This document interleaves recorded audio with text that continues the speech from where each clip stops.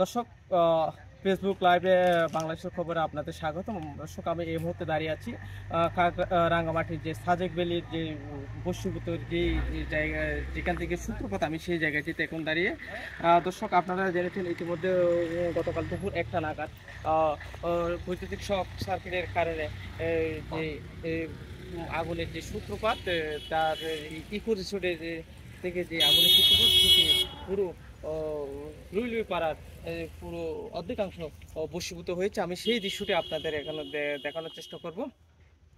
দর্শক, এই এই গতকালে যে বশীভূত হওয়ার আহ, যে অগ্নি নির্বাপনে প্রায় 5 ঘন্টারও বেশি সময় লেগেছে বলে জানিয়েছেন যে ফায়ার সার্ভিস কর্মকর্তারা। ওনারা বলেছেন কি, এখানে যে বসন্তের যে তীব্র হাওয়া এবং পাহাড়ের যে উঁচু স্থান, আপনারা জানেন সাজেক হচ্ছে আপনার প্রায় ভূপৃষ্ঠ থেকে প্রায় 1800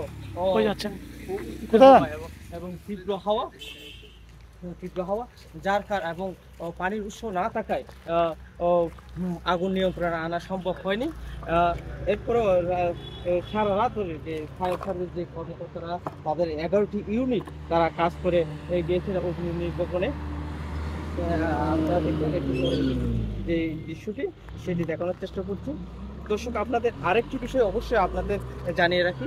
এই এই বাগাইছড়ি যে রাঙামাটি সাজেক ভ্যালির এই যে উপজেলার নির্বাহী কর্মকর্তা যিনি দায়িত্বে আছেন, শিরিন আক্তার, তিনি আমাদের জানিয়েছেন যে 5 সদস্য বিশিষ্ট যে কমিটি গঠন করা হয়েছে, এটি কোনো নাশকতা নাকি যে বৈদ্যুতিক শক সার্কিট থেকে হয়েছে সেটি তারা তদন্তের জন্য 5 সদস্য বিশিষ্ট একটি কমিটি গঠন করা হয়েছে।